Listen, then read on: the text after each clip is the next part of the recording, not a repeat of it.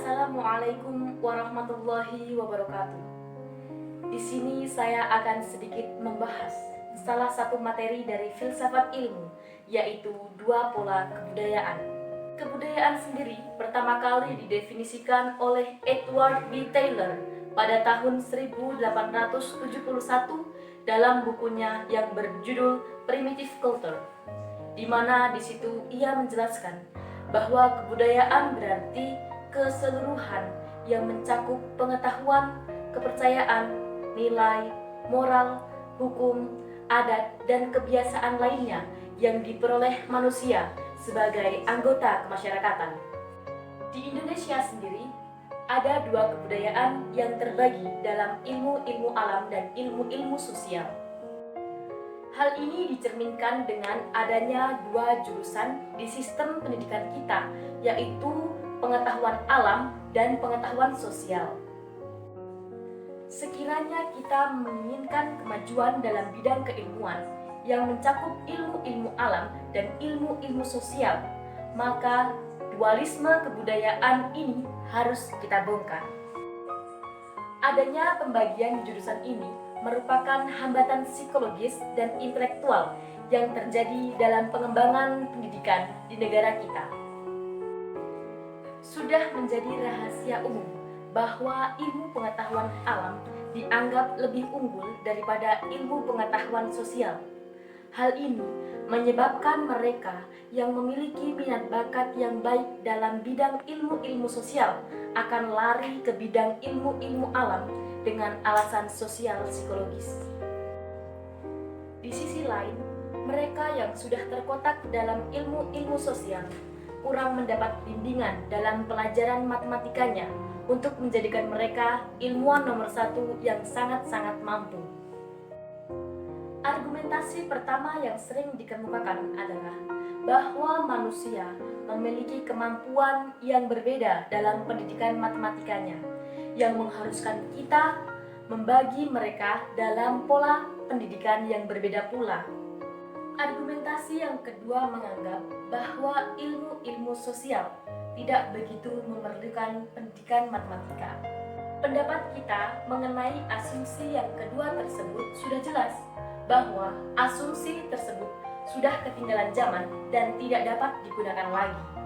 Pengembangan ilmu-ilmu sosial tentu membutuhkan bakat-bakat matematika yang baik untuk menjadikan ilmu-ilmu sosial bersifat kuantitatif.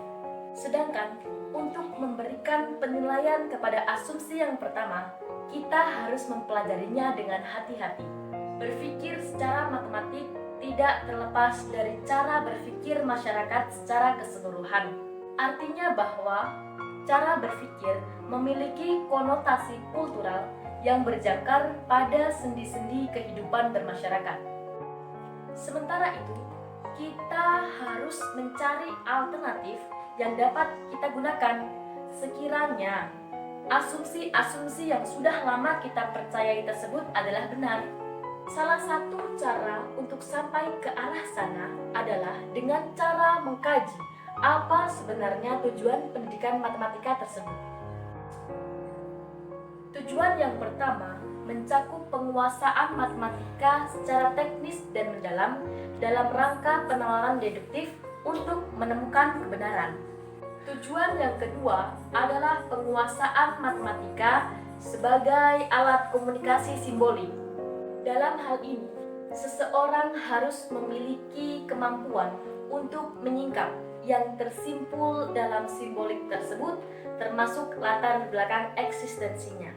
Untuk menguasainya, seseorang tidak perlu menguasai teknis matematika secara mendalam, namun sekedar cukup bisa menjelaskan materi simbolik dan mengerti kerangka penalaran deduktif yang mendukungnya. Jadi, jika memang diperlakukan pola pendidikan yang berbeda, alternatif yang diambil bukanlah pembagian jurusan dalam bidang keilmuan, melainkan didasarkan apa tujuan pendidikan matematika. Suatu usaha yang fundamental dan sistematis dalam menghadapi masalah ini harus kita usahakan. Adanya dua pola kebudayaan dalam bidang keilmuan kita bukanlah sesuatu yang regresif, tapi juga destruktif. Bukan hanya pada kemajuan keilmuan kita, tapi juga meliputi pengembangan peradaban secara keseluruhan. Tidak ada pilihan lain, melainkan tembok pemisah itu harus dirubuhkan. Demikian yang dapat saya sampaikan mengenai dua pola kebudayaan. Semoga bermanfaat. Saya Kumala Izatul Asna, jurusan Sejarah Peradaban Islam kelas C, dengan nomor induk mahasiswa 5301018093. Terima kasih. Wassalamualaikum warahmatullahi wabarakatuh.